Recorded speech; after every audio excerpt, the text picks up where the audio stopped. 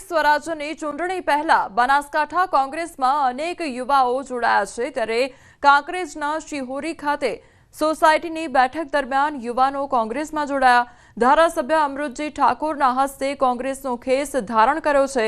Shihori deputy સરપંચ યુવા આગેવાન નરેશ કકાની સહિત 50 થી વધુ લોકો કોંગ્રેસમાં જોડાયા તો સ્થાનિક સ્વરાજ્યની ચૂંટણી પહેલા કોંગ્રેસે યુવાનોને આવકાર્યા છે। ભારત પર્વમાં ગોવાની નાળિયેરની કાચલીની હસ્તકલા બની ભારત પર્વમાં આકર્ષણનું કેન્દ્ર। એકતાનગર ખાતે ઉજવાઈ રહેલા ભારત પર્વમાં ગોવાના હસ્તકલાકારે નાળિયેર કાચલીની હસ્તકલાએ સૌનું ધ્યાન કેન્દ્રિત કર્યું। સરદાર વલ્લભભાઈ પટેલની 150મી જન્મ જયંતિના અવસરે સ્ટેચ્યુ ઓફ યુનિટી એકતાનગર ખાતે ભારતની વૈવિધ્યસભર સંસ્કૃતિ કલા હસ્તકલાને ઉજાગર કરતા ઐતિહાસિક ઉત્સવની ઉજવણી થઈ રહી છે તો ભારત પર્વમાં દરેક પ્રાંત પોતાની વિશિષ્ટ પરંપરા સ્વાદ સંગીત અને સર્જનાત્મકતાનો પરિચય આપે છે ત્યારે એક ભારત શ્રેષ્ઠ ભારતના સૂત્રને સાર્થક કરતા ભારત પર્વમાં ગોવાના હસ્તકલાકારે નાળિયેર કાચલીની હસ્તકલાએ સૌનું ધ્યાન કેન્દ્રિત કરી દરિયાઈ વિસ્તારની ઓળખ બની છે। એમની કૃતિઓમાં કારીગરોની સર્જનાત્મકતા અને પર્યાવરણ પ્રત્યેની સંવેદના ઝળકતી જોવા મળી રહી છે તો સ્થાનિક અને વિદેશી મુલાકાતીઓએ આ કૃતિઓની ખરીદી કરી અને ગોવાની પરંપરાને નજીકથી અનુભવી રહ્યા છે।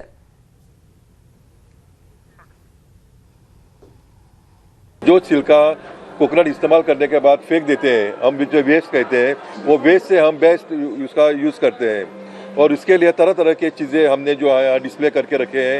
इससे और भी तरह तरह की चीज़ें हमारे पास हैं।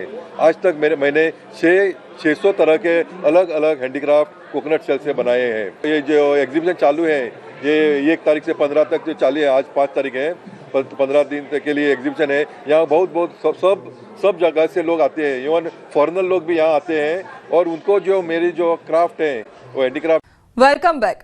સાબરકાંઠા જિલ્લામાં આ વર્ષે ખેડૂતોએ બટાકાના વાવેતરની શરૂઆત કરી છે પરંતુ કમોસમી વરસાદે ખેડૂતોની મહેનત પર પાણી ફેરવી દીધું છે। વાવેતર બાદ પડેલા વરસાદથી ખેતરોમાં પાણી ભરાઈ જવાને કારણે બટાકાનું બિયારણ બહાર આવી ગયું છે જેના કારણે ઉત્પાદન પર અસર થવાની શક્યતા વધી ગઈ છે। ખેડૂતો કહે છે કે 1 વીઘા દીઠ બટાકાની ખેતી પાછળ આશરે 50 થી 55 હજાર રૂપિયાનો ખર્ચ થાય છે અને જો વાતાવરણ અનુકૂળ ન રહે તો આ ખર્ચ પણ વસૂલ થવો મુશ્કેલ બની જાય છે। હાલ વાતાવરણમાં વારંવાર બદલાવ જોવા મળી રહ્યો છે। જો આગામી દિવસોમાં ફરી કમોસમી વરસાદ વરસે અથવા ઠંડી ન પડે તો બટાકાની સાઈઝ અને ગુણવત્તા બંને પર અસર થશે। ટોટલ 12 વીઘા જેવું બટાકાનું વાવેતર કરવાનું છે તેમાં 50 થી 55 હજાર જેવો 1 વીઘા ખર્ચો થતો હોય છે। જો વાતાવરણ સારું રહે તો બટાકાનું ઉત્પાદન સારું થશે। જો વાતાવરણ જો ખરાબ રહ્યું, વરસાદ આવ્યો કે કમોસમી વરસાદ થયો તો ઉત્પાદન ખરાબ થઈ શકે છે। જો હવામાન સારું રહેશે તો ઉત્પાદન સારું મળશે। જો શિયાળાની અંદર ઠંડી બી સારી રહેશે તો એના કારણે ઉત્પાદનની સાઈઝ થોડી મોટી બને છે અને જો ઠંડીનું પ્રમાણ ઓછું રહેશે તો એની બટાટાની સાઈઝ ઓછી બને છે, એના લીધે ઉત્પાદન ઓછું મળે છે। કોન્ટ્રાક્ટ ફાર્મિંગ છે। કોન્ટ્રાક્ટ વરસાદ આવ્યો તો એટલે થોડું બગાડો થયો છે। 5-1 વીઘાનું બગાડો થયો છે। બેડ ધોવાઈ ગયા, બટાકા બહાર આવી ગયા, એ બટાકા હવે લીલા થઈ જવાના। એ કંપની લેશે નહીં, એનું નુકસાન થશે। ખેતરની હાલત અત્યારે એવી છે કે બિયારણ બધું ઉપર આવી ગયેલું છે અને વીઘા 40,000 રૂપિયા ખર્ચો કરેલો છે તો જે છેલ્લા 3 દિવસથી જે વરસાદ ચાલુ છે તો બેડમાં બધું પાણી ભરાઈ ગયેલું છે અને પાણીના કારણે જે બટાકાનું બિયારણ છે બધું ઉપર આવી ગયું છે અને એ ઉગે એવું જ નથી। રાહત પેકેજને લઈને સૌથી મોટા સમાચાર સામે આવી રહ્યા છે। ટૂંક જ સમયમાં જાહેર થઈ શકે છે રાહત પેકેજ। કૃષિ રાહત પેકેજને લઈને સીએમ નિવાસસ્થાને બેઠકનું આયોજન કરવામાં આવ્યું છે। સાંજે 7 વાગે આ મહત્વની બેઠક મળવાની છે। સીએમ તેમજ કૃષિ મંત્રી અને નાણાં મંત્રી આ જે બેઠક છે તેમાં હાજર રહેશે તો ખેડૂતોને જે પારાવાર નુકસાની વેઠવાનો વારો આવ્યો છે, જે પાક નુકસાની સહન કરવાનો વારો આવ્યો છે તેમને લઈને હવે આ સૌથી મોટા સમાચાર સામે આવી રહ્યા છે। રાહત પેકેજને લઈને આ સૌથી મોટી ખબર। ટૂંક જ સમયમાં જાહેર થઈ શકે છે રાહત પેકેજ તો કૃષિ રાહત પેકેજને લઈ સીએમ નિવાસસ્થાને બેઠકનું આયોજન પણ કરવામાં આવ્યું છે। સાંજે 7 વાગે આ મહત્વની જે બેઠક છે તે મળવાની છે। તો સીએમ, કૃષિ મંત્રી તેમજ નાણામંત્રી આજે બેઠક છે તેમાં હાજર રહેશે. કમોસમી વરસાદ ખાબક્યો અને જેના કારણે ખેડૂતોને પારાવાર નુકસાની વેઠવાનો વારો આવ્યો છે. તો ખેડૂતો પણ હવે મીટ માંડીને બેઠા છે કે સરકાર તરફથી સહાય મળે અને તે લોકો ફરી એકવાર ઊભા થાય તે પ્રકારની તે લોકો આશ રાખીને બેઠા છે. અને તેમના માટે આ રાહતના સમાચાર કહી શકાય, કારણ કે ટૂંક જ સમયમાં તેવી આશા બંધાઈ રહી છે કે ટૂંક જ સમયમાં જાહેર થઈ શકે છે રાહત પેકેજ, કારણ કે આજે મહત્વની બેઠકનું આયોજન કરવામાં આવ્યું છે. રાહત પેકેજને લઈને આ સૌથી મોટી ખબર. ટૂંક જ સમયમાં આજે રાહત પેકેજ તે પણ જાહેર થઈ શકે છે. સંવાદદાતા ગીતા અમારી સાથે જોડાઈ ગયા છે. ગીતા, સૌથી મોટી ખબર છે ટૂંક સમયમાં જે રાહત પેકેજ છે તે જાહેરાત થઈ શકે છે, શું અપડેટ?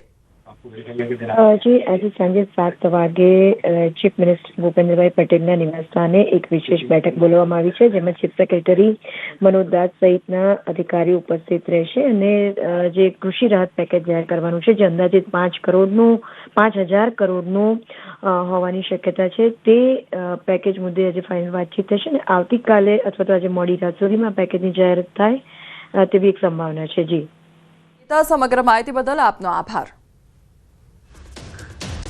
વાવ થરાદમાં પૂરને 2 મહિના વીત્યા છતાં અસર યથાવત જોવા મળી રહી છે. વાવ થરાદ જિલ્લાના ઘણા ભાગો હજુ પણ તરબોળ જોવા મળી રહ્યા છે. 2 મહિના વીતવા છતાં હજુ નથી ઓસર્યા પાણી. તો વાવના ભાટવરથી ડેડાવા તરફ જવાના માર્ગ ઉપર 3 ફૂટ પાણી ભરાયેલા જોવા મળી રહ્યા છે. પાણી ભરાયેલા હોવાથી સ્થાનિકો ભારે પરેશાન જોવા મળી રહ્યા છે. તો સ્થાનિકોને રોગચાળાની પણ ભીતિ સેવાઈ રહી છે. વિદ્યાર્થીઓ સહિત રાહદારીઓ દૂષિત પાણીમાંથી નીકળવા માટે મજબૂર બન્યા છે. તો વિદ્યાર્થીઓ શાળાઓમાં જવા ઘૂંટણસમા પાણીમાંથી પસાર થવા માટે મજબૂર બન્યા છે. હજુ પણ ડેડાવા ભાટવર ગામના અનેક ખેતરમાં પાણીના કારણે ખેતી કરવી પણ મુશ્કેલ બની છે. તો વાવ થરાદના દ્રશ્યો સામે આવ્યા છે કે જ્યાં પૂરના પાણી ઓસર્યા છે, પરંતુ તેમ છતાં પણ જે પાણી છે તે ઓસર્યું નથી અને પાણી ભરાયેલું જોવા મળી રહ્યું છે, જેના કારણે ગ્રામજનો હેરાન પરેશાન થઈ રહ્યા છે.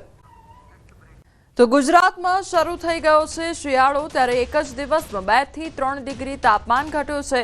રાજ્યમાં ઠેર ઠેર તાપમાન ઘટ્યું છે. ધીમે ધીમે વધતું રહેશે ઠંડીનું પ્રમાણ. 15.8 ડિગ્રી સાથે ડાંગ સૌથી ઠંડુ રહ્યું છે.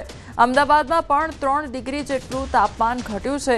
નલિયામાં 16.2 ડિગ્રી જેટલું તાપમાન નોંધાયું છે. તો અમરેલીમાં 16.6 ડિગ્રી, વડોદરામાં 16.6 ડિગ્રી તાપમાન નોંધાયું. તો અમદાવાદ શહેરમાં 17 ડિગ્રી તાપમાન નોંધાયું છે. રાજકોટમાં 18.5 ડિગ્રી, જ્યારે હજુ 7 દિવસ રહી શકે છે ઠંડીનો રાઉન્ડ. 8 થી 10 ડિગ્રી સુધી પારો ગગડવાની આગાહી વ્યક્ત કરવામાં આવી છે. હવામાન નિષ્ણાંત અથરેયા શેટ્ટી દ્વારા આગાહી આપવામાં આવી છે. અંગે હવામાન વિભાગ દ્વારા મોટી આગાહી આપવામાં આવી છે.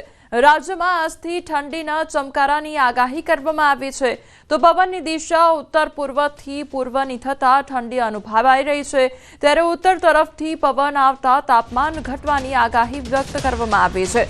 મોટાભાગના જિલ્લાઓમાં 2 થી 3 ડિગ્રી તાપમાન ઘટવાની આગાહી વ્યક્ત કરવામાં આવી છે. તો અમદાવાદમાં પણ ઠંડીનો ચમકારો અનુભવાયો છે. અમદાવાદમાં લઘુત્તમ તાપમાન 16 ડિગ્રી આસપાસ નોંધાયું છે.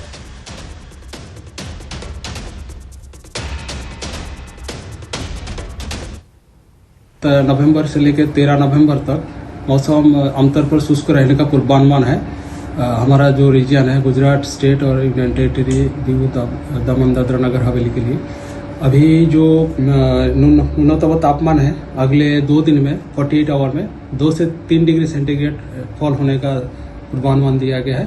और अहमदाबाद के लिए आज का जो पूर्वानुमान है मेनली क्लियर स्काई रहेगा और जो मिनिमम टेम्परेचर है न्यूनतम तापमान है वो 16 डिग्री सेंटीग्रेड के आसपास रहने का पूर्वानुमान दिया गया है. और जो फिशरमैन के लिए कोई वार्निंग नहीं है. और पवन की दिशा हमारा पूरा क्षेत्रों में उत्तर पूर्व से